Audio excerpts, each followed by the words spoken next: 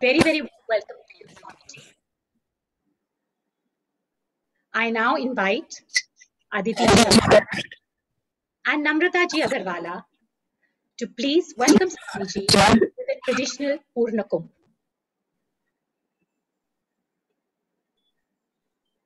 ॐ न कर्मणा न प्रजया धनेन त्यागेनैके अमृतत्वमानशु परेण नाकं निहितं गुहायां विभ्राजते तद्यतयो विशन्ति वेदान्तविज्ञानसुनिश्चिताथा सन्न्यासयोगाद्यतियच्युद्धसत्त्वाः ते ब्रह्मलोके तु परान्तकाले परामृतात् परिमुच्यन्ति सर्वे दहरं विपापं परमेश्वभूतं यत् पुण्डरीकं पुरमध्य संगस्थं तत्रापि दहरं गगनं विशोकस्तस्मिन् यदन्तस्तदुपासितव्यम् यो वेदादौ स्वरप्रोक्तो वेदान्ते च प्रतिष्ठितः तस्य प्रकृतिलीनस्य यः परः स महेश्वरः। बोलिए सद्गुरुनाथ महाराज की जय।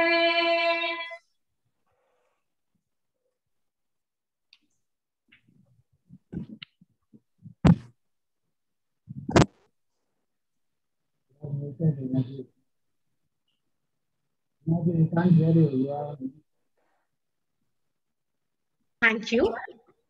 We now begin the proceedings with the invocation prayers and the Guru Stotram that will be chanted by Ramaji Tatia and Meenalji Roopchand, both from Vinita Ji's classes.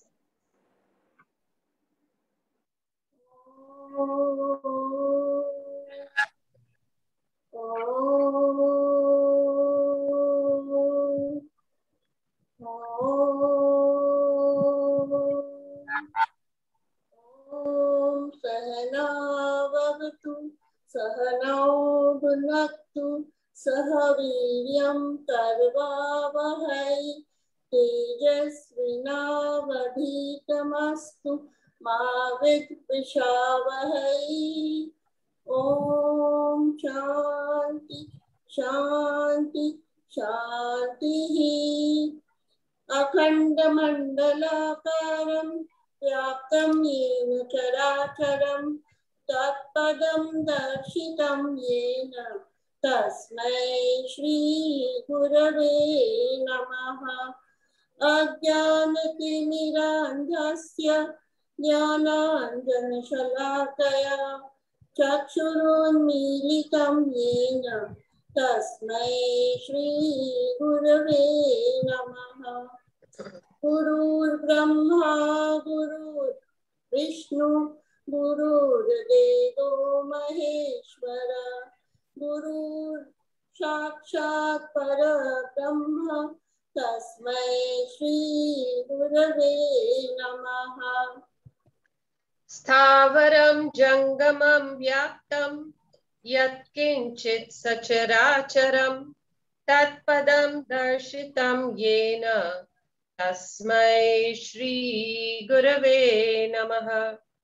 चिन्मयं व्यापि यत् सर्वं त्रैलोक्यं सचराचरं तत्पदं दर्शितं येन तस्मै श्री गुरवे नमः। सर्वश्रुतिशिरोरत्न विराजितपदाम्बुजः वेदान्ताम्बुजसूर्यो यः तस्मै श्री गुरवे नमः।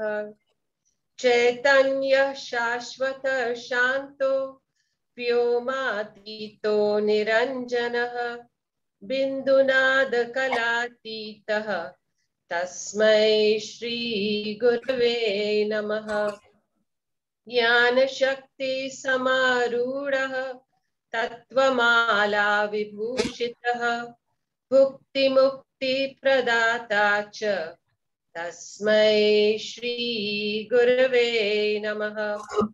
अनेक जन्म संप्राप्त कर्म बंध विदाहिने आत्मज्ञान प्रदानेन तस्मै श्री गुरवे नमः।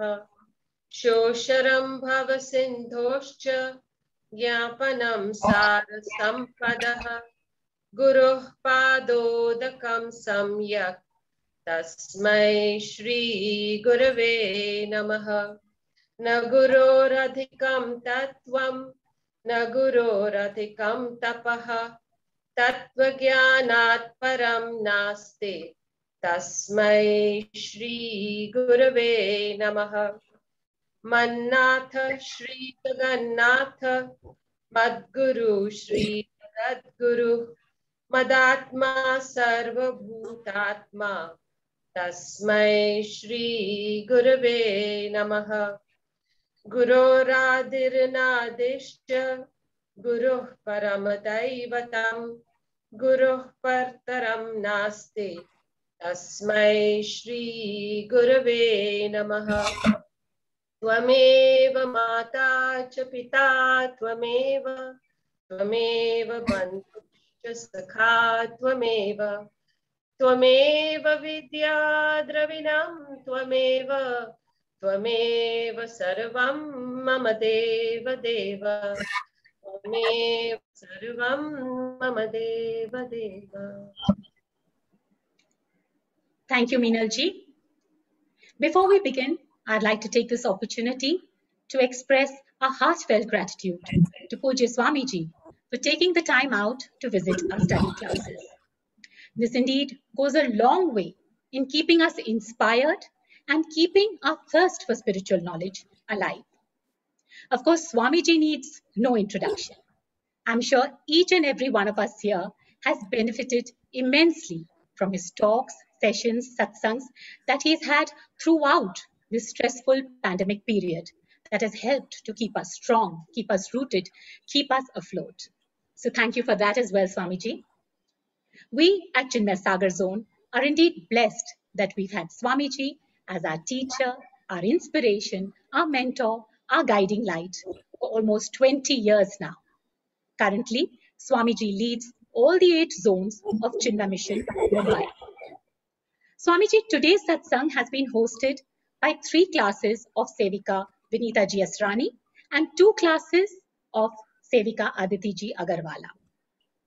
And the topic that we've chosen to gain clarity on is what is the place of Sagun Bhakti, that is ritualism specially, in Advait Vedant, given that its thrust is that Brahman, the nameless, formless, alone exists.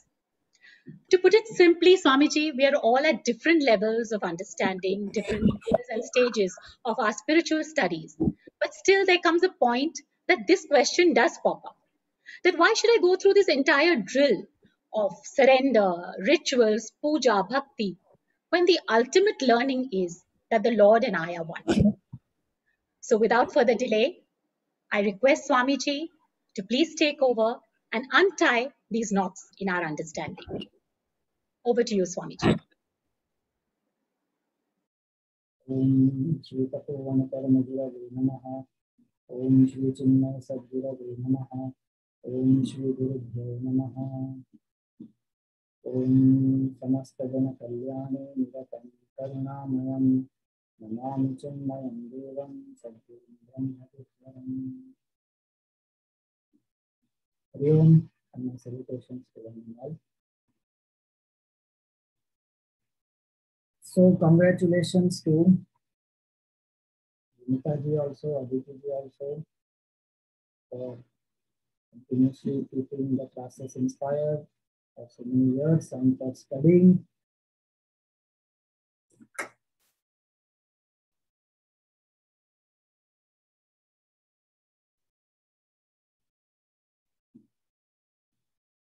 Is my audio clearer? Is it clearer now? Yeah, yes, Swamiji, this is much better. So I was saying congratulations to Vinita ji and Aditi ji for continuously keeping the classes inspired and also for ensuring new people continue to get inspired, existing people are retained in the classes and study and gain more and more depth. and more of you also become sevaks and sevikas. Which are the texts that you have completed so far? All the 5 classes? If you can briefly just let me know.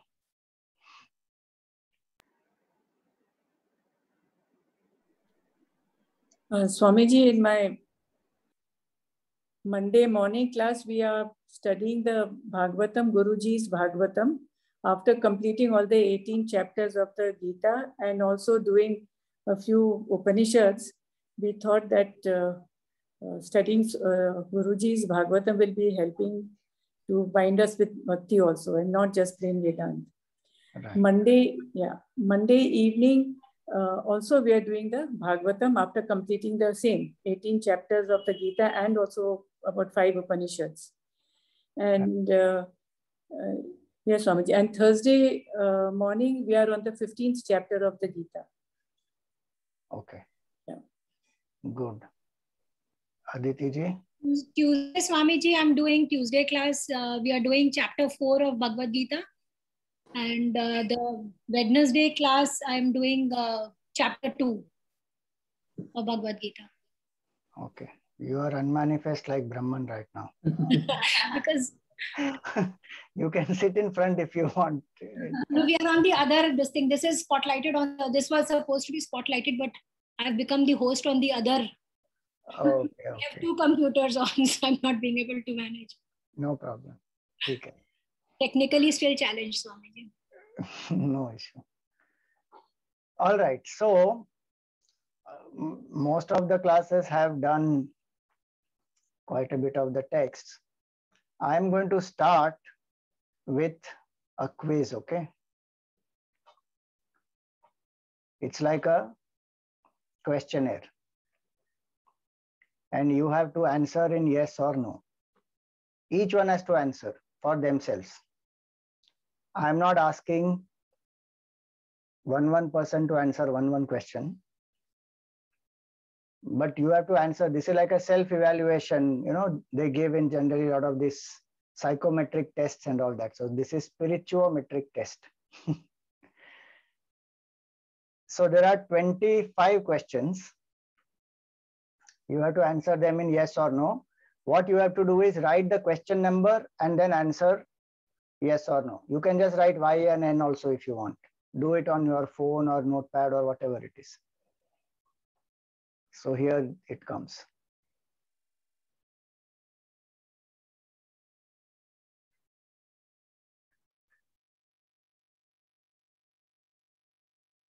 Okay, wait.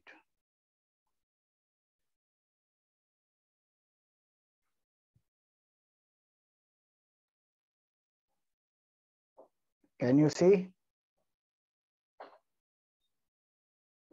Yes. Okay. So answer. Yes or no?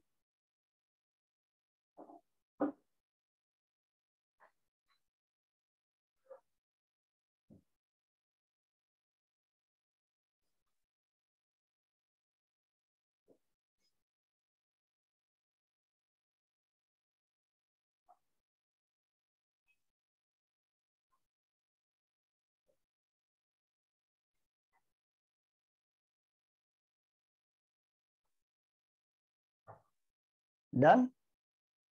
These 8 are over?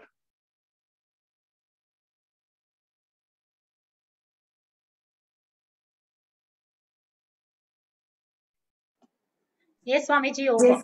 Yes.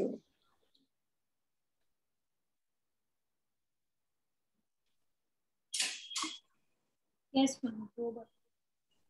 Okay.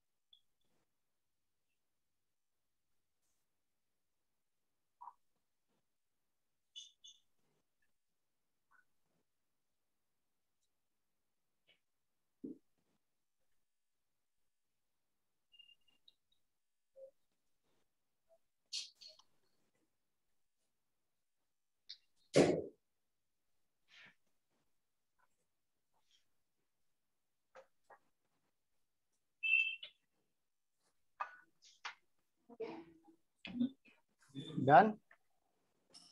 Yes.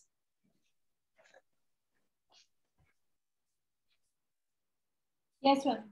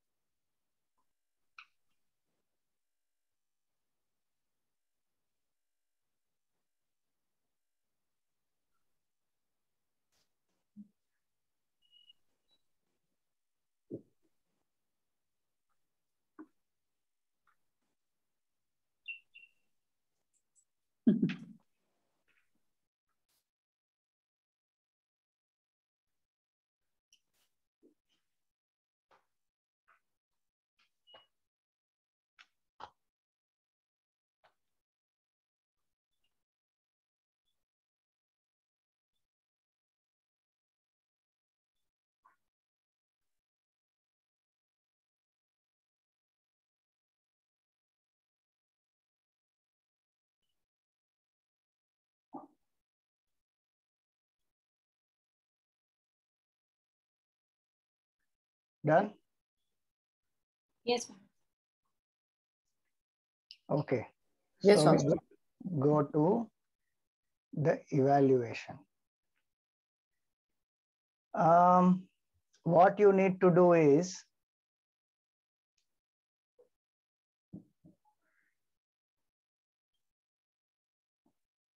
for each of them, I'm going to tell you the answer, okay, here, and what it means. So you create a column, you create two columns. One column is called DNR, don't need rituals. Another column is called NR, need rituals. Okay. Do you think of yourself as Brahman? If your answer is yes, then tick mark in DNR. You don't need ritual. Do you see everything as expression of Brahman? If answer is yes, DNR. The person whom you dislike the most, do you see them as Brahman? If answer is yes, DNR. Opposite also is true, okay? That if answer is no, put the tick in NR. I'm not saying that. Whichever I say opposite, if it is your answer, then you put the tick in the opposite column, right? Do you think you are the body? If your answer is yes, you have to tick in NR. Do you have a strong sense of individuality? If your answer is yes, tick in NR.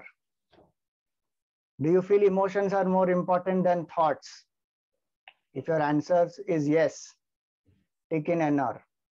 Do emotions overpower you sometimes? If answer is yes, tick in NR. Do you feel the need for belonging to someone and for someone to belong to you? The answer is yes, tick in NR.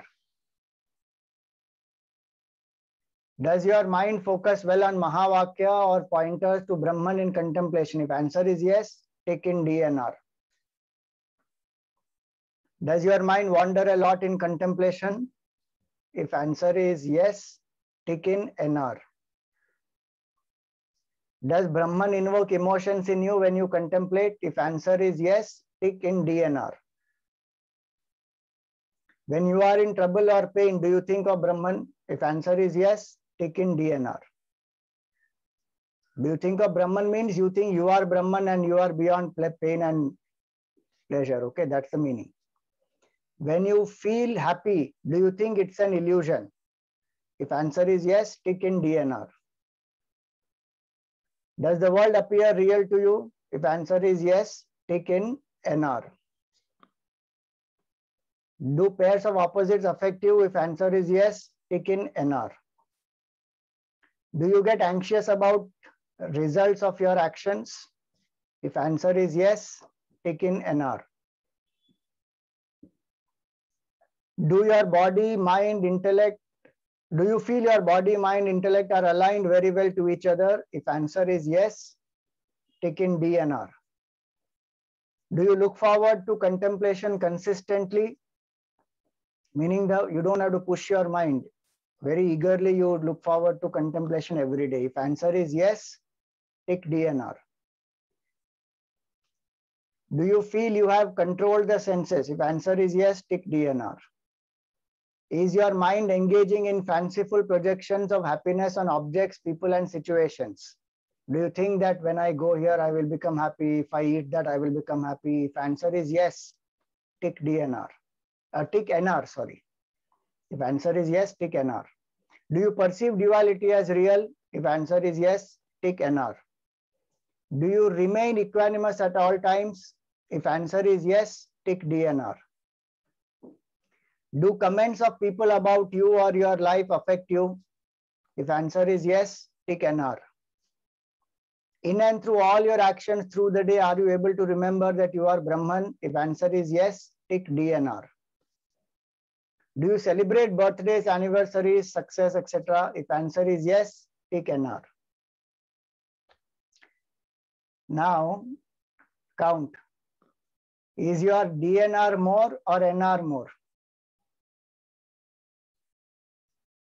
So tell me how many of you, for you, the DNR is more. Do not need ritual is more. You can type in the chat.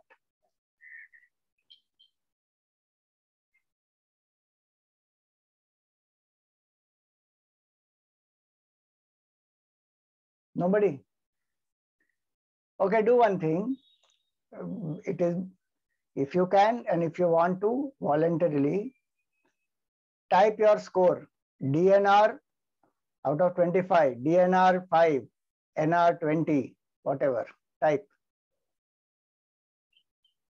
Wow, see, Sarita ji has DNR more. Oh, she does not need ritual. Excellent. NR, not NE. NR, DNR. DNR is more. 14. Need ritual is 11. Okay.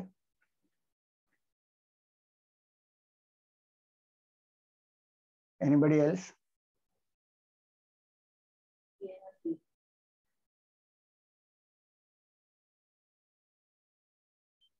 No, if you just write 12, we don't know what it is, Snehaji.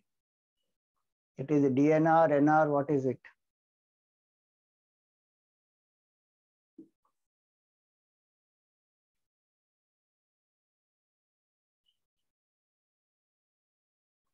DNR 8, NR 11. What happened to the rest? 6.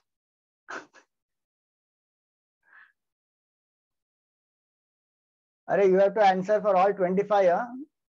There is no between option. कि neither yes nor no, मतलब कहीं पे भी टिक नहीं किया. सोनिया जी DNR 14, NR 11. अरे बहुत सारे ज्ञानी लोग हैं यहाँ पे तो. Most of them have DNR only, don't need ritual. Excellent. क्या बात है. NR 14. अरे आप 14 and 9 is only 23. Ramaji, what happened to other two? 25 चाहिए ना, 25. Anyway, the point was, this is the way to understand whether I need or I don't need. See, first and foremost, why Sagun Bhakti is required in Vedanta.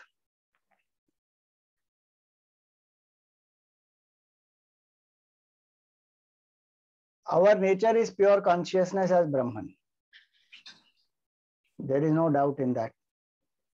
But do we feel that? We don't feel, many times we feel we live as Jiva only. And we have come to Vedanta straight away.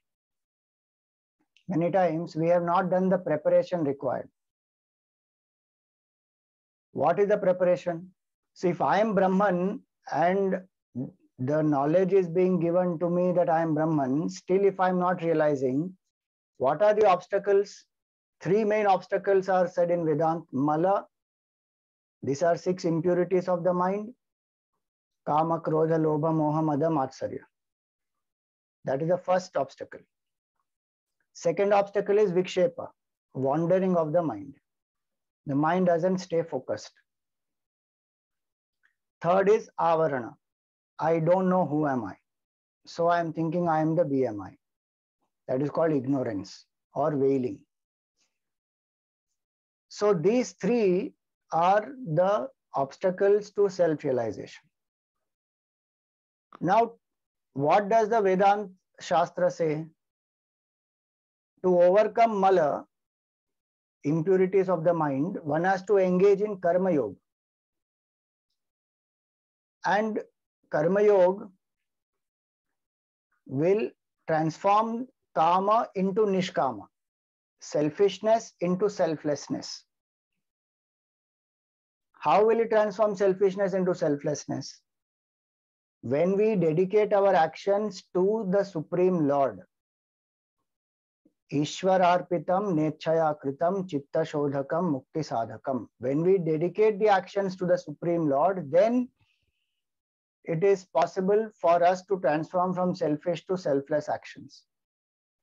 Now we may say, why not dedicate it to my family, to my country, to my company, to my culture, etc. One can do that, but that will not remove our Jiva Bhav, it will not invoke surrender. Only temporarily our mind may feel inspired by the cause because we have love for it. But again, we will come back to ego. But when we dedicate all actions to Bhagwan, we say, I am not the Karta, I am not the Bhokta. Bhagwan, you are the Karta, you are the Bhokta. All duties I dedicate unto you. That Karma Yoga purifies the mind of the 6 impurities because the first one, Kama, is the cause of the other 5. Selfishness, when it is fulfilled, it will lead to greed, it will lead to intoxication. When it is not fulfilled, it will lead to anger, it will lead to jealousy, it will lead to anger and jealousy. When it is fulfilled, it leads to greed, intoxication, and delusion, moha. So the cause of all the 6 is the first one, Kama. So Kama becomes Nishkama only through Karma Yoga. Karma Yoga is not possible unless we dedicate to Bhagwan. Dedication to Bhagwan is not possible unless we have a relationship with Bhagwan. Think about it. Can you love something without any relationship? Give me one example of human emotion being directed towards a being without any relationship at all. Don't say, I love chocolate, but I have no relationship with chocolate. That's an inert thing. With any person, when we love them, we want a connection with them. We want a bond. We want a relationship. The more the relationship is, and we want to give it a name. Nowadays, people want to have relationship without giving it any name, and they call it friends with benefits and this and that, all kinds of things happening in the world. But after some time, they want a name. It's just initial phase where they feel no commitments, no this thing, and we are all free birds and we can be with each other, but we are no commitment, no binding. After some time, they'll come to that. What is my relationship with you? Because there's a deep need in us to feel the belonging to someone and for someone to belong to us. So without a relationship with the Lord, it is not possible to have the bhavana. The feeling cannot come without a relationship. Whether you give it a name or not, and you live in a denial mode, that's a different matter. But feeling comes only when there is a relationship. And for that relationship, a form is necessary. Without a form, it becomes very difficult to have relationship with the infinite. And without that, Karma Yoga is not possible. So look at so many great devotees. Vedantic devotees I'm talking about. Hanumanji was a Vedantic master. He was a Vedantic, he is a Vedantic master. When Bhagavan Ram asked him, what is my relationship with you? He said, at the body level, I am your servant, you are my master. At the individuality level, I am a part, you are the whole. But at the spiritual level, you and I are one. So he's a Vedantic master who has realized oneness with the Lord, but still there is a relationship which is there with the Lord. Then look at Adi Shankaracharya ji, greatest Advaitic master. Did he not worship Lord Shiva? Continuously he worshipped Lord Shiva. His Ishta is Lord Shiva. He himself is the avatar of Lord Shiva, is what many consider. Ramakrishna Paramhamsa, did he not worship Mother Kali? And did he not realize absolute Brahman? And even after realizing Brahman, did he not worship Kali? Think about that. Totapuri Maharaj was the guru of Ramakrishna Paramhamsa, who never believed in form, who lived only in contemplation on formless absolute Brahman. That great master, after initiating Ramakrishna Paramhamsa into the formless, and Ramakrishna transcended the form of Mother Kali and realized absolute oneness with the Supreme Consciousness, that Totapuri Maharaj, when he became sick, he requested Ramakrishna, initiate me into bhakti because I am not able to come out of this body identification. So Ramakrishna initiates him into Saguna Bhakti of Mother Kali. Think about that. So Karma Yoga itself is not possible without Saguna Bhakti. So how will the impurity of the mind go? Without having a relationship with Bhagavan and without having emotions directed towards the Lord in that relationship. Now there are methods to direct the emotion. That is a different matter. I will come to that later about rituals. Puja, etc. Rituals are one way to direct. But I will come to that second part of the talk. First part, we are exploring these three obstacles. So Mala, to remove Mala itself, I need Saguna Bhakti. Without removing Mala, it is not possible to realize Brahman. Second, Vikshepa, wandering of the mind. Now, why does the mind wander? Mind wanders because the senses are extrovert and the mind thinks happiness is in the world outside. So the mind loves those objects, people, situations, and so it runs behind them. And while engaging in those, does anybody have to tell the mind, concentrate? If you are eating rasgulla, does anybody have to tell you, you love sweets and you are eating rasgulla? Does anybody have to tell you, concentrate on rasgulla? Eat properly. Don't let your mind wander. Enjoy the taste. Feel the softness of the rasgulla.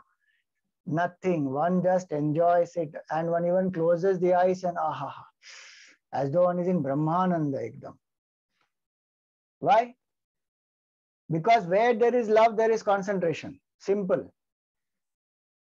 But right now the love is for objects. So the concentration is in the objects. So whether I watch a movie, I watch some cricket, or I listen to some nice song, or I eat some good food, or I am playing some sport that I love, or doing some hobby that I love, mind focuses easily. Why? Because there is love.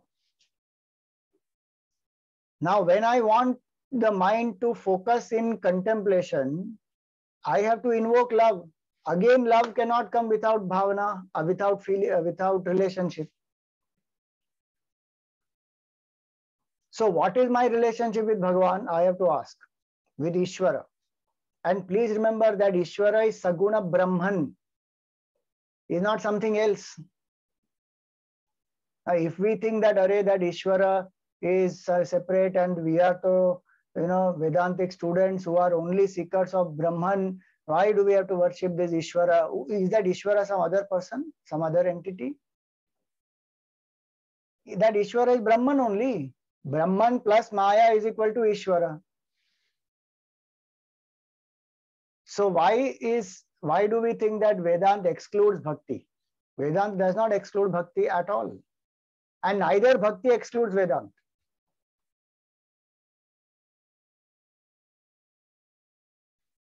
So when we understand this, that Saguna Brahman is called Ishvara. When Bhagwan manifests in a form, then that is called Ishvara.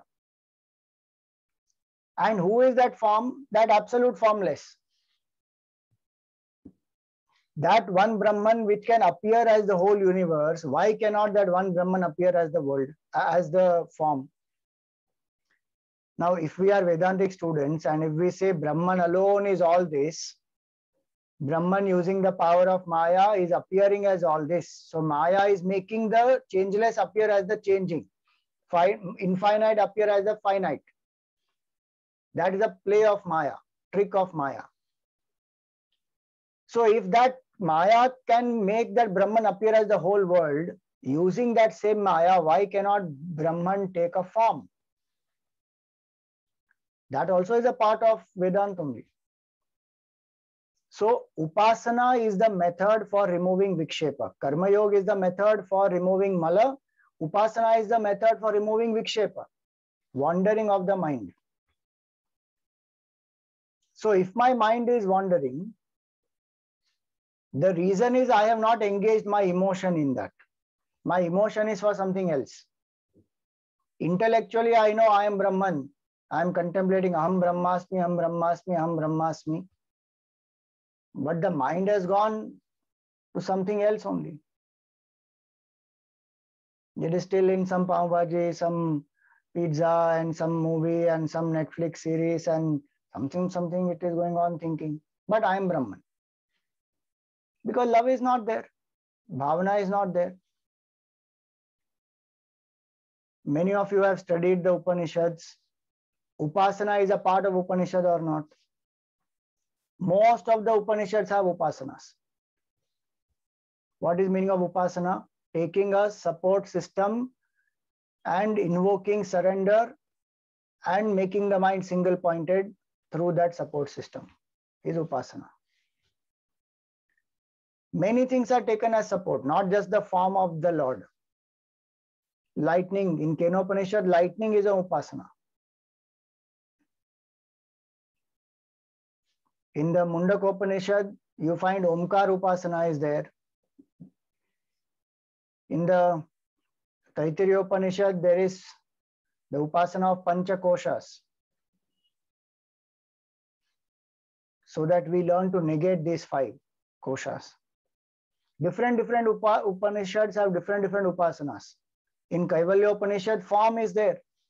Uma Sahayam Parameshwaram Prabhum Trilochanam Nilakantham Prashantam Dhyatva Munir Gacchati Bhutayonim is there in the Kaivalya Upanishad. Worship of the form. So it is not that Vedanta does not include Saguna Bhakti at all. Vedanta of course includes Saguna Bhakti. Because without that it is impossible to realize Brahman. Because Brahman is not some abstract concept out there somewhere. Or some inert consciousness. As some power. Where people think God is power. God is energy. How is God energy and how is God power? Because energy and power are changeable. Potential energy, kinetic energy, they will change. Energy is Jadavastu, it is inert. Energy doesn't know anything. God is not energy, please. God is not power. God is consciousness because of whom everything else functions. That is Brahman. So, and though that is my true nature, who is that my? That my is not Jiva. That my is Brahman only. Brahman's nature is Brahman. If I am thinking of myself as a Jiva right now, then I have to surrender the Jiva Bhav. Whether I use pointers of Brahman or I use a form of Saguna Brahman, doesn't matter. One is Nirguna Brahman, other is Saguna Brahman, but both are Brahman only. And please don't think one is greater and other is lower. All these are very immature thoughts to have.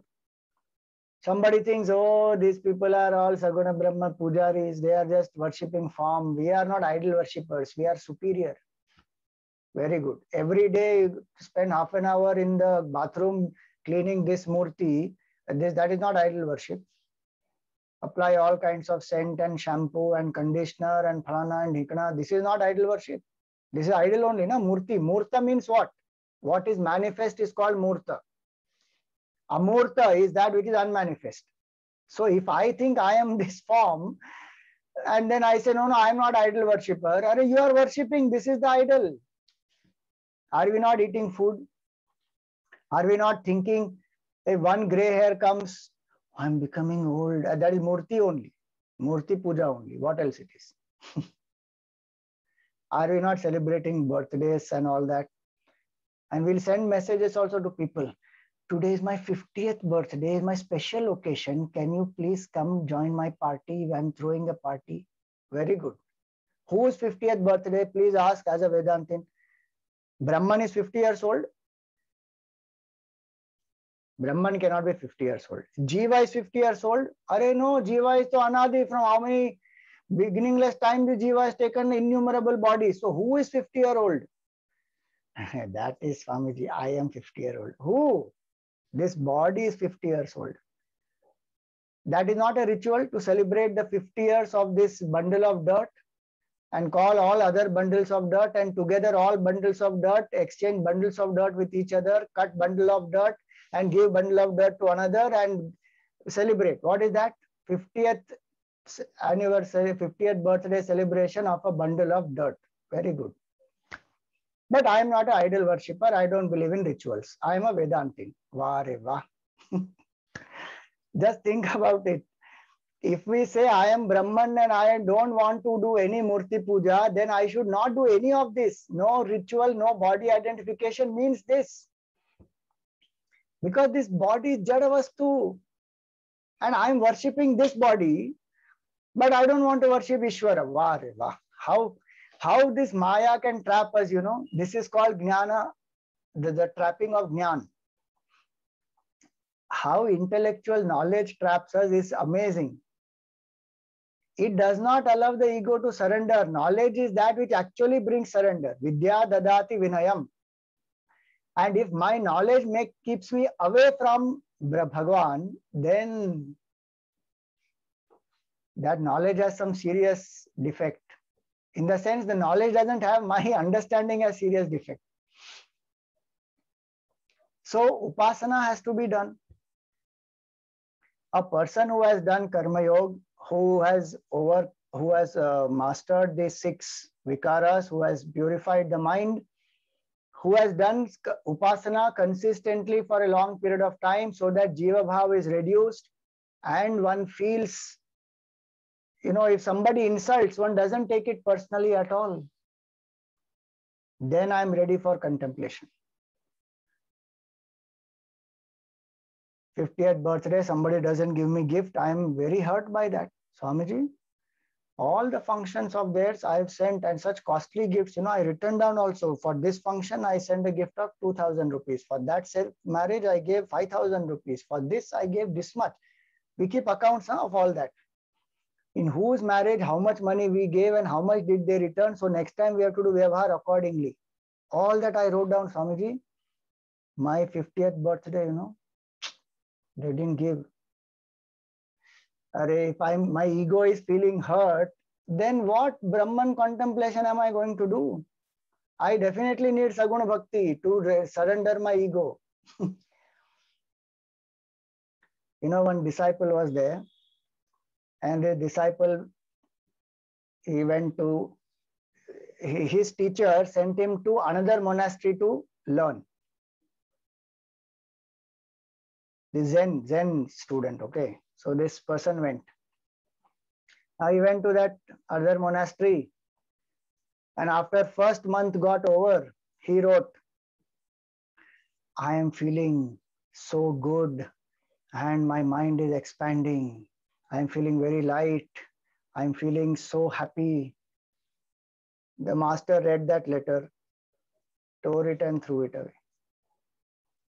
Then after another 2 months, the disciple sent another letter informing about the progress, that right now in last 2 months, I've learned new methods of meditation and I feel so amazing. I feel that I have become one with everybody. I have conquered hunger. I conquered thirst. I conquered sleep.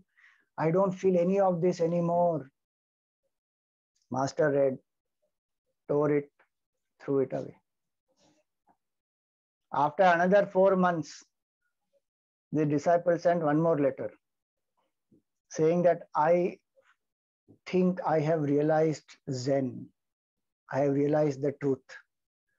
And I experienced that the truth in me is the truth in even the inert thing, the stone, in the ant, in the tree.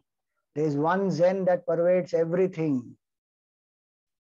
Master tore the letter, threw it away. Then for 1 month, for 1 year, there was no letter. So finally, the master sent a message to that other master teacher saying, tell him to send a letter. And the letter came. You know what was written in that? Who cares? Then the master was very happy. The letter said only who cares. Why was the master very happy? When a person realizes the truth, one realizes this whole individuality was a bluff. It was a myth. It never existed. What about its progress? What to talk about its progress? That whole entity only was a myth. When a person who wakes up from the dream, will that person anymore care for the dream character? Nothing one will care for. So if I feel somebody hurt me, oh, they should not have spoken like that about me, that means my individuality is strong.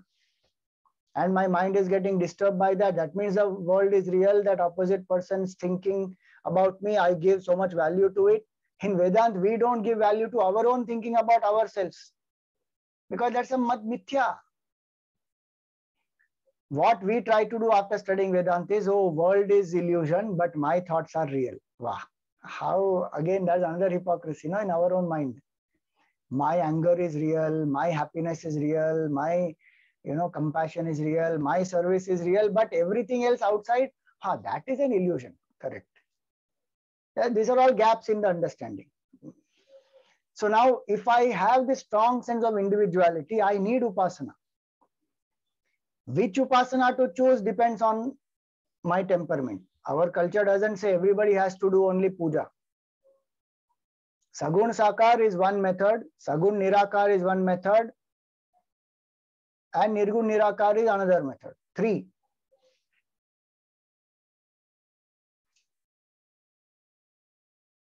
So I will come to these 3. So Mala goes by Karma Yoga, Vikshepa goes by Upasana. With such a mind, when I come to study Vedanta from a teacher who is established in the truth, well versed in the scriptures, and I listen to the Mahavakya, Shravanam I do. If I am extremely purified and Uttam Adhikari, I will realize then and there, instantly. If I am not yet at that level of the Uttam Adhikari like Nachiketa, then I need to do reflection. Mananam I have to do. Clear all the wrong notions. And then I have to do Nididhyasan also. Contemplate on the absolute truth. That contemplation is Nirgun Nirakar. That is called Nididhyasan, where we use pointers of the self to contemplate on Brahman. At the same time, we reject who we are. So Viparita Bhavana, the feeling that I am the body or I am the jiva, is very strong even after studying Vedanta. So Nididhyasan is to remove this Viparita Bhavana and to engage in establishment in the self. That is called Nididhyasan.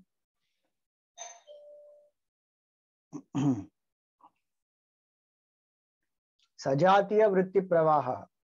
Advitiya Vastuni Sajatiya Vritti Pravaha is called Nididhyasan. Towards the non-dual Brahman, steady flow of thoughts without any wandering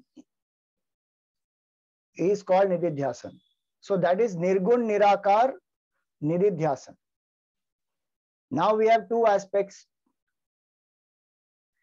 If I am not able to do Nirgun Nirakar Nididhyasan, then I have either Sagun Sakar or Sagun Nirakar. Only two options.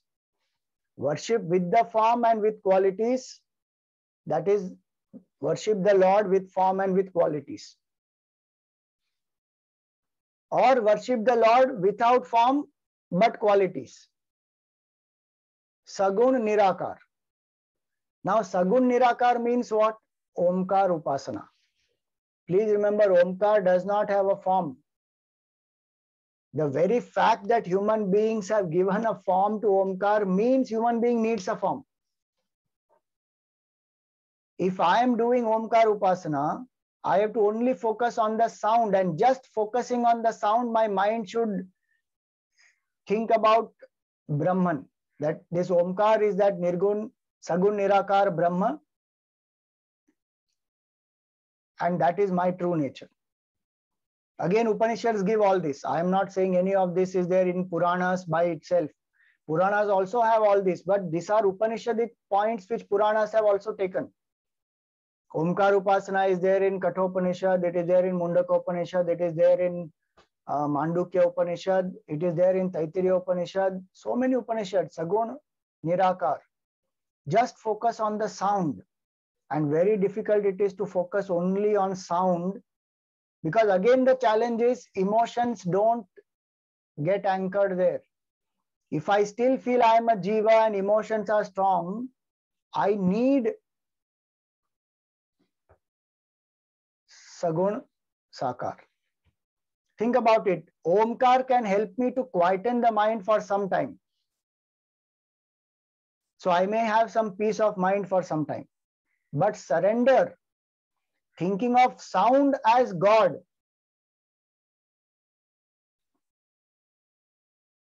is not easy. And then to think of that sound as representing the infinite consciousness, which is me, very challenging. So if I am ready for Nirgun Nirakar Nididhyasan, go ahead. And please remember that Nirgun Nirakar Nididhyasan also is a ritual. Please remember that. Ritual does not mean only a puja part. Ritual means a process. It's as simple as that. A process means a ritual. That's all. No? What is? We have limited the word ritual to only puja part, and then we want to think that, oh, this puja part is ritual, so I'm not ritualistic. But everything is a ritual in life or not? Morning you wake up and brush the teeth. Is it a ritual or not? People have no morning ritual you should fix, evening ritual you should fix. So they have. So early morning wake up, then brush the teeth, drink 2 glasses of warm water, and all that they will say, no, morning ritual. You know, I drink water with chia seeds and lemon and honey, and it helps to lose weight. That's a ritual only, no? That they told you, the dietitian has told you.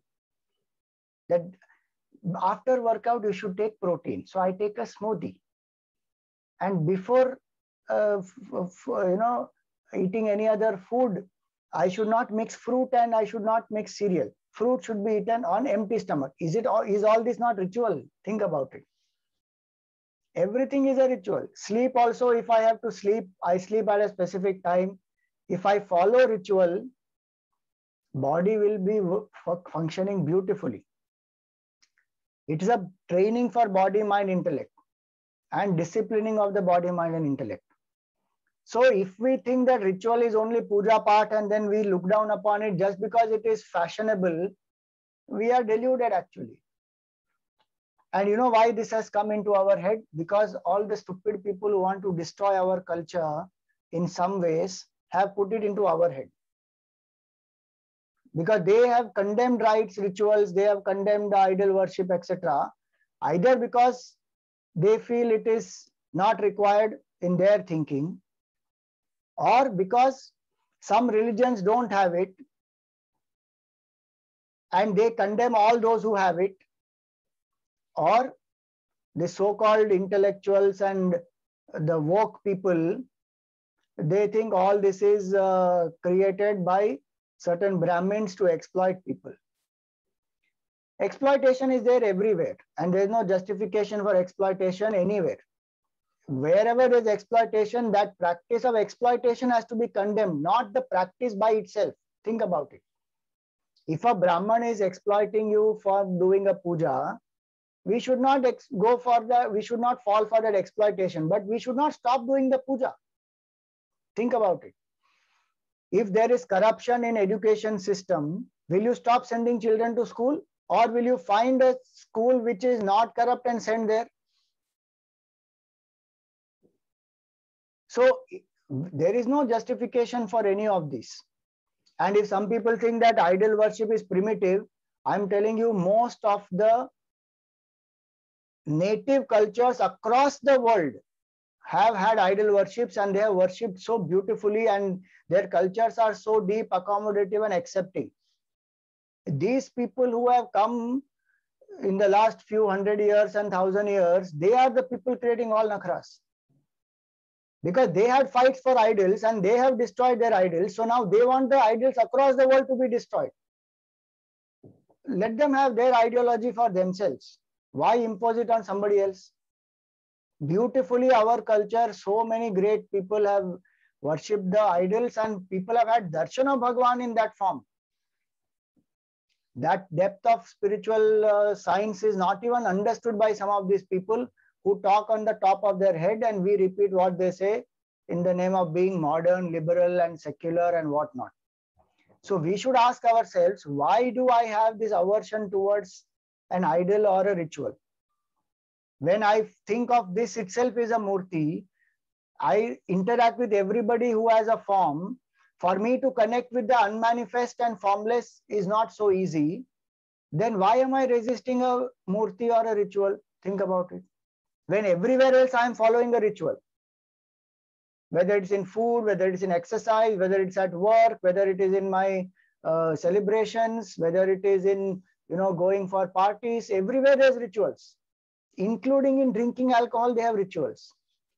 They have prescribed processes or not. What is that called? Tequila shot you have to have with lime, then it is enhanced. Is a ritual or not? So everywhere else ritual I am happily accepting and following, but when it comes to spiritual part, no ritual. All I will do is just sit and meditate and observe the breathing. That is only one part, Baba. And let people follow that, those who want to. But there is no need to condemn the others who are following other paths. I know so many people who are absolutely confused. And they come to us. And many of them are our own study group members also. They will go attend some course where it will be heavily conditioned in them that Murti Puja should not be done, idol should not be there, ritual should not be done. Just observe what is and focus on the breathing. No problem if the mind is happy. Even Ramana Maharshi spoke about Prana Vikshana and Upadesh Sar. And there also he spoke about Eka Chintanam. It's a part of our culture. But if you say other parts are not, then these people get confused. Why? Because their emotion is not getting engaged. So the mind after some time starts wandering. Then they say how to increase concentration, how to stop wandering of the mind. Because you didn't purify earlier. You did not do upasanas earlier. And now the mind obviously wanders. Directly I want to jump into, what is it called? PhD level. How is it possible without going through the other steps? So Sagun Bhakti is very important. So I've explained to you the need for a form. The need for a form is emotions have to be anchored, surrender has to happen, individuality has to become thin. And the person finally does not limit the murti, because for the person there is no murti. For the person there is Bhagwan. Please remember, there is nothing called Murti Puja. There is only Bhagavat Puja through the Murti. When we salute a flag, are we saluting the cloth or are we saluting the nation? Think about it. So if we condemn, no, this is flag salute. Flag salute is terrible. The flag is just a piece of paper, or just piece of cloth. Why are you engaging in this flag salute? Remove all flag salutes from all Independence Day and Republic Day and all places. Have we gone mad? Really?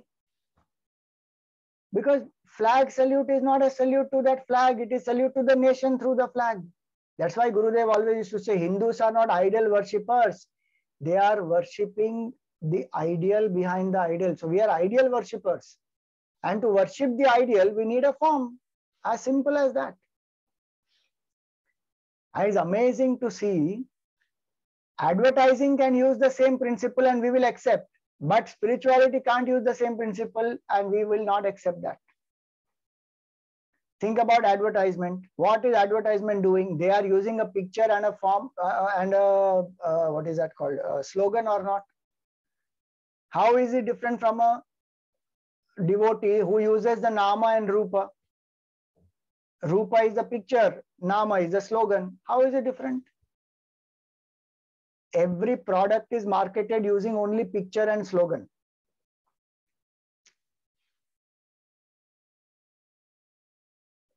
They call it brand value, brand recall. So it will be there everywhere. Suppose Nike, so there will be a tick mark. Now the moment you see that tick mark, you know that it's a Nike and their slogan is just do it. For the devotee, the moment the devotee sees Shivalinga, the devotee says, this is Lord Shiva, consciousness, surrender there straight. Where is that person worshipping stone? Person is worshipping Shiva, the Tattva. So we should have this clearly in our mind that for us, any form is representation of that infinite Brahman in this form, Sagun Sakar Roop. We are not doing Murti Puja, we are doing Bhagavat Puja through the Murti. And so the Bhavana is important. That what is my sambandh with that Bhagavan? Am I a devotee? He is the Lord. Am I a son? He is my father or mother. Am I a servant? He is my master. Am I a lover? He is my beloved. Any relationship one can build. Now, last part is why a specific ritual or puja is required. See, as I said, there are methods of upasana. Puja is one part. And our culture says from puja, which is physical external ritual, one goes to, from the sthula puja, one goes to sukshma puja, which is manasa puja. The entire puja is done in the mind. Now try doing the entire puja in the mind. Entire 16 steps of the puja, do it in the mind without any disturbance in the mind. Then we don't need physical puja. So from the sthula puja to manasik puja, from manasik puja to japa. When a person is ready to do entire manasik puja and is able to do that consistently, then that person goes to japa. Where a mantra is taken and one keeps repeating the name of the Lord and the form is kept in the mind and one knows that that form is infinite consciousness. And from that japa, one goes to dhyanam, where one drops the mantra, one drops the form, one uses the words as indicative pointers. So if I am doing Om Namah Shivaya, Om Namah Shivaya, Om Namah Shivaya as japa, while doing japa, I will keep the form of Shiva in the mind and I will visualize that I am a devotee or whatever is my relationship, sitting in front of the Lord. I am repeating the name of the Lord, invoking love in my heart. So Nama and Rupa will be together. But in Dhyanam, what will I do? That is Nididhyasan, Nirgun Nirakar. There will be no form. I may still say Om Namah Shivaya, but for me, Om Namah Shivaya means salutations to that consciousness, which is Shiva. So the same mantra becomes Nididhyasana. So there are all the possibilities depending on one's temperament. Now, why a puja as a ritual specifically is required? First and foremost, it is a fantastic way to train all my senses to be in one place. Think about it. Mind wanders because the senses are extroverted. How to train my senses?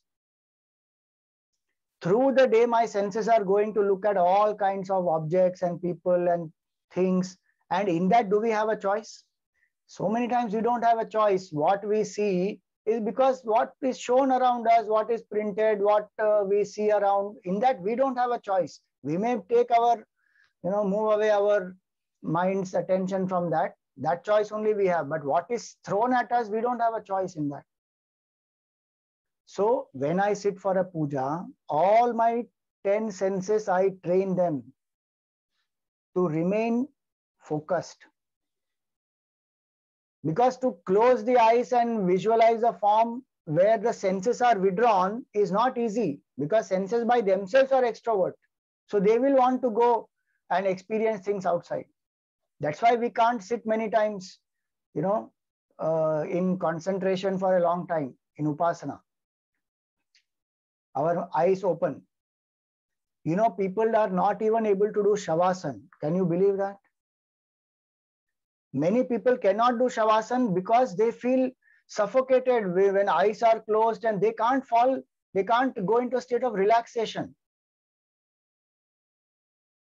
So slowly one has to train them because the senses are not ready, the mind is not ready. So when I sit in a puja, eyes will see the form, nose will smell the agarbatti, the flowers, the tongue will chant the name of the Lord. At the end of it, one will eat the prasad. The hands will offer flowers to the Lord, do the arati of the Lord. Ears will listen to the chanting of the Lord. The legs are folded. One doesn't do anything. So the movement is arrested. Hands are being engaged. All the senses get trained to be in one place. And when repeatedly I take a form inside through the senses, it makes a deep impression in the mind. Then I can do Manasa Puja. Then I can concentrate on Japa also. So first point is it trains the senses. Second point is Puja helps me to strengthen my bond with Bhagwan. What is my bhav? What is my relationship? When we love someone, don't we want to express that love? We think puja is a mechanical ritual and we have to just do Om Keshwaya Swaha, Narayana Swaha, Madhavaya Swaha, Om Govindaya Namaha, Om Achyutaya Namaha, Anantaya Namaha, Govindaya Namaha. Arey, it is not at all a mechanical ritual. The devotee loves it. That here is my Bhagwan who is sitting and I am offering all this. See the bhavna that they have. It is that bhavna which elevates the mind away from the jiva bhav to thinking of Ishvara alone. So my bond with Bhagwan is strengthened, which means my jiva bhav becomes lesser. Third point, whole day don't we think, what did I get, how did I benefit? When I do a puja, I am thinking what the Lord loves. How can I give Lord what he likes? So if I am worshipping Shivji, I will get bhasma, I will get bilva patra, then I will make mala out of that bilva patra and I will offer it. Whatever Bhagwan loves. So my focus is not on I, my focus is on what does Bhagwan want? Because lover wants to make the beloved happy. That's the beauty of puja. Fourth, puja transforms the so-called Jada Vastu into Chaitanya. Show me one technique which does that. The murti or the photograph is an inert thing, but in the mind of the devotee, it is sentient. Bhagwan is there. You may say, oh, this is all madness. That Whoever wants to say that, let them say, because what they are doing also is equally mad. Where they think this form is real and everything that this form has to go through is real, but Bhagwan's form is not real. Look at some of these devotees, you know, these people who do this upasana in terms of Pushti Marg. Morning to evening, everything that we do for ourselves, we will do it for Bhagwan. Because for us, Bhagwan is not a murti. For us, Bhagwan is a living entity. So when they have that process they follow, so they will wake up Bhagwan also, and they will give him bath, they will give him clothes, then there is breakfast, and then there is certain other things they do in the day, then lunch is given, then he is made to go to sleep in the afternoon, and again in the evening he wakes up, and then one sings. There are people who have different types of clothes for Bhagwan for different seasons, different types of bhajans for different months. That tradition of bhakti is very rich in our country. And don't think all this is some humbug or this is some, useless, meaningless thing. Do it, then you will understand the benefit, that how much the mind revels in thinking of Bhagwan. The devotee finds joy. This is called Ananya Bhakti. Puja helps to develop Ananya Bhakti. Full day I can think about Bhagwan. That's the meaning of puja. Puja is not some ritual meant for only half an hour, 1 hour. That is an initiation in that 1 hour of the bhav, because puja means that in which I worship the one who is most worshipful. The worshipful attitude is called puja. Pujyate anaya iti puja. That's the meaning. That by which the worshipful is worshipped is puja. Then my whole action becomes, everyday action through the day becomes a puja. Jagat Ishadhi Yukta Sevanam Ashtamurti Bhrit Deva Pujanam. Ramana Maharshi said that. So the puja bhav extends to the entire world and through all my actions. So puja helps to inculcate this bhav, Ananya Bhakti. Puja transforms the inert into sentient through bhavana. Puja is also that which helps me to express gratitude towards Bhagwan, that so many things he has given to me. Can I give little bit to him? We may say, oh, I can express gratitude through gratitude journal and gratitude jar and gratitude stone, and okay, do it, no problem. But don't we feel that everything Bhagwan has given, what can I give to Bhagwan? I can give my love to Bhagwan. And one way to express my love is through this. So it helps to express gratitude, it helps to express love. And is it not that a child, see, when a child is very small, the child wants to give a gift to the parent on the parent's birthday, the child will ask money to the parent only. And the child says, Mummy, can I have 20 rupees? And then the child goes and buys some nice chocolate or something, and then comes and gift wraps it, and then gives it, saying, happy birthday. Does the mother feel happy or not? My child got this for me. Mother doesn't say, Arey, mera hi paise se mujhe hi chocolate kya de raha hai ye? Mother doesn't say that. Mother is so happy that, Arey, my child brought this for me. So when we say Tera tujhko arpan kya lage mera, everything is Bhagwan's only. Using everything that Bhagwan has created, I offer little bit of that to Bhagwan, saying, Bhagwan, this is for you. Because through that I am offering my bhakti. That's why Bhagwan says, I don't need elaborate things. Patram pushpam phalam toyam yome bhaktya prayachati. Offer me a leaf, a drop of water, offer a fruit, whatever you want to offer. Tadaham bhakti upahritam ashname prayatatmanaha. I take the bhakti of that person. Like Gurudev used to say, we take the spoon and we eat the food, and the food is left in the mouth, the spoon comes back. It is like that. So these are various reasons why puja is done. It trains the senses, it invokes love, it improves our concentration, it increases the bhavana for Bhagwan, it helps in inculcating Ananya Bhav. And do you know, a puja also connects me to the entire universe. Why? Because if you see the sankalpa in the puja, it will come from the cosmic galaxies up to the place where I am sitting. It will make me so aware that I am one insignificant thing in this huge cosmic creation.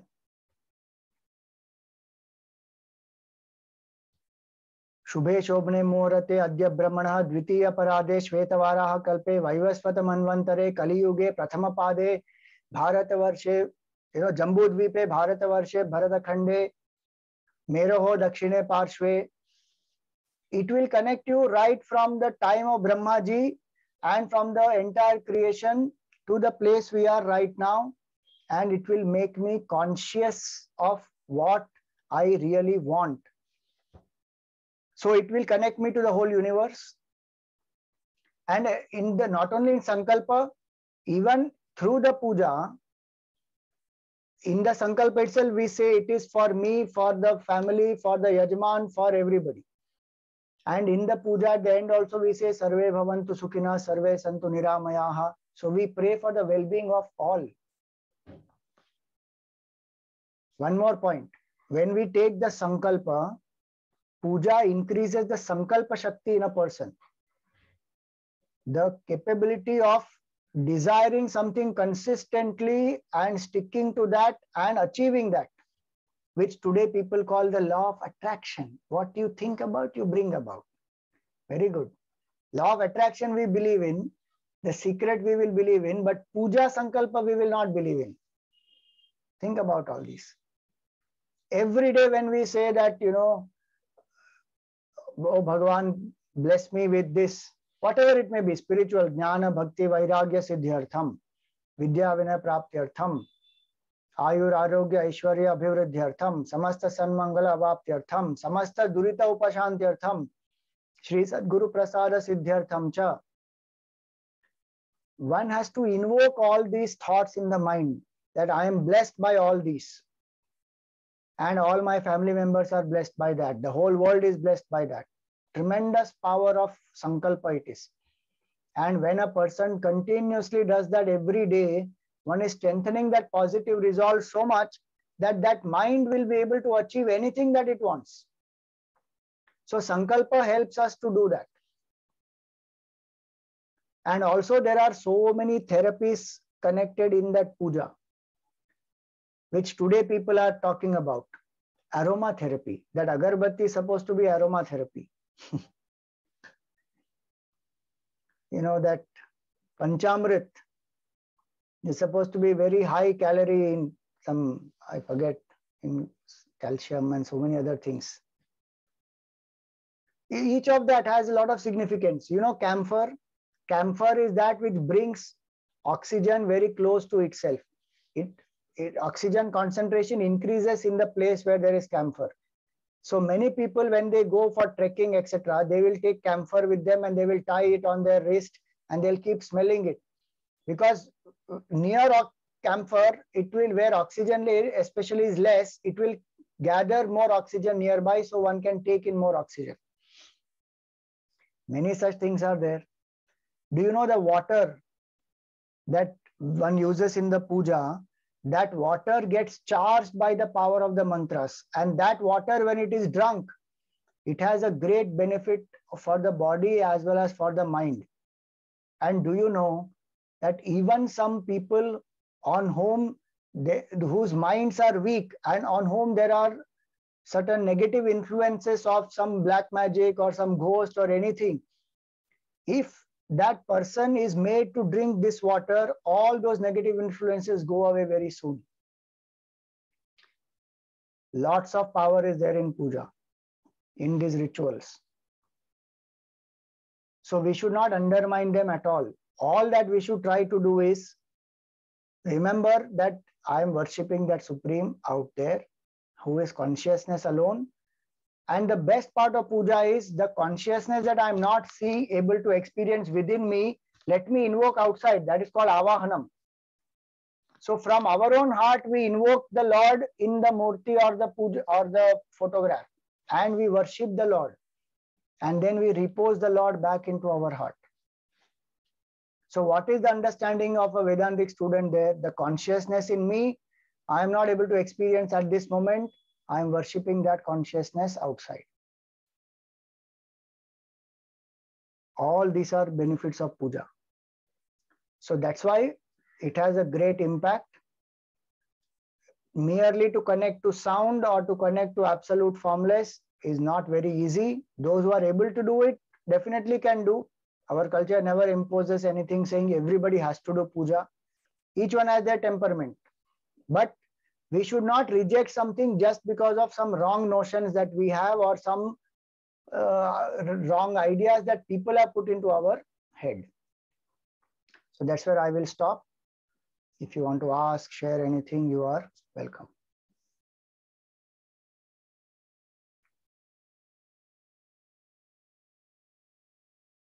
You have to raise your hand if you want to ask anything. Then I can unmute and you can ask.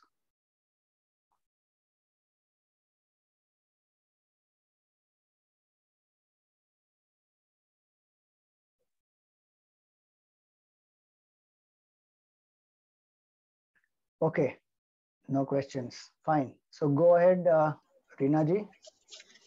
Thank you so much, Swamiji. It was indeed a most delightful and most enlightening talk. I now invite Seemaji Mittal from Vinita ji's class to give Swamiji the vote of thanks on behalf of all of us.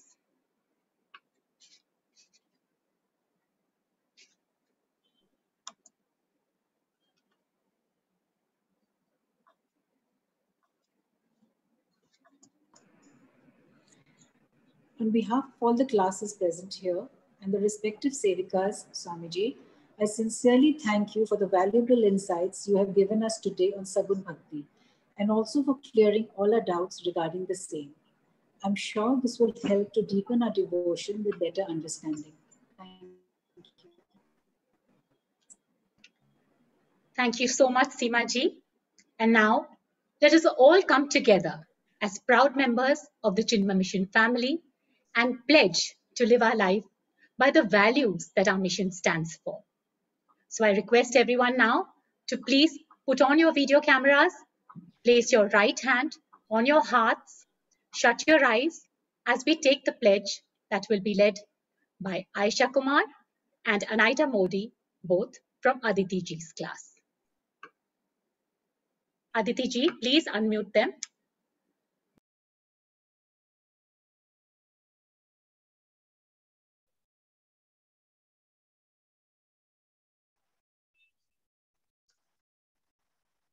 We stand as one family, bound to each other with love and respect. We serve as an army, courageous and disciplined, ever ready to fight against all low tendencies and false values within and without us. We live honestly the noble life of sacrifice and service, producing more than what we consume and giving more than what we take. We seek the Lord's grace to keep us on the path of virtue, courage, and wisdom.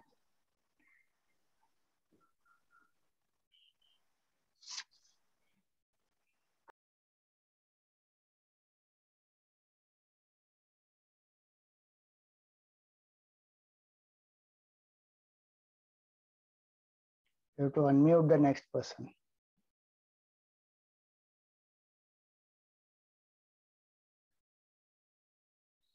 Aditi ji, please unmute Anaita Modi. I've asked.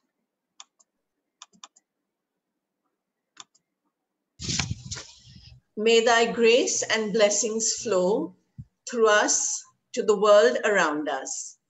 We believe that the service of our country is the service of the Lord of Lords, and devotion to the people is the devotion to the Supreme Self. We know our responsibilities, give us the ability and courage to fulfill them. Om Tat Sat. Hari Om. Thank you so much. And now we will pay obeisance to our Sadguru, Pujya Gurudev, Swami Chinmayanand ji, with the Chinmay Aarti, which will be sung by Vibhaji Mittal and myself, Reena Rajpal, and we both are from Vinita Ji's class. Aditi ji, please unmute Vibhaji. आरती श्री चिन्मय सद्गुरु की, दिव्य रूप मूर्ति करुणा की, आरती सद्गुरु की। चरणों में उनके शांति समाए, शरणागत की भ्रांति मिटाए, पाप ताप संताप हरण की, आरती श्री चिन्मय सद्गुरु की, आरती सद्गुरु की। वेद उपनिषद गीता को गाया, धर्म सनातन फिर से जगाया, शुद्ध नीति प्रीति शंकर की, आरती श्री चिन्मय सद्गुरु की, आरती सद्गुरु की। सिद्ध बाड़ी की तपोभूमि में नित्य विराजे गुरु हमारे, भक्त हृदय आनंद स्रोत की, आरती श्री चिन्मय सद्गुरु की, आरती सद्गुरु की, आरती सद्गुरु की। बोलिए श्री सद्गुरुनाथ महाराज की जय। Thank you so much. And now, as we come to the concluding section of this program, I would like to once again thank Pujya Swamiji for guiding us on the path, and of course, our wonderful Sevikas, Vinita ji and Aditi ji, for keeping us grounded and on the path. I now request Diggy ji and engineer and Snehaji Todi to please unmute and recite the concluding prayers. Om Sarve Bhavantu Sukhinah, Sarve Santu Niramayaha, Sarve Bhadrani Pashyantu, Ma Kaschid Dukkha Bhag Bhavet. Om Asato Ma Satkamaya, Tamaso Ma Jyotirgamaya, Mrityor Ma Amritam Gamaya. Om Purnamada Purnamidam Purnat Purnamudachyate Purnasya Purnamadaya Purnameva Vashishyate. Om Shanti Shanti Shanti. Hari Om Shri Gurubhyo Namaha. Hari Om. Hari Om. Thank you, everyone. Pranam Swamiji. Hari Om.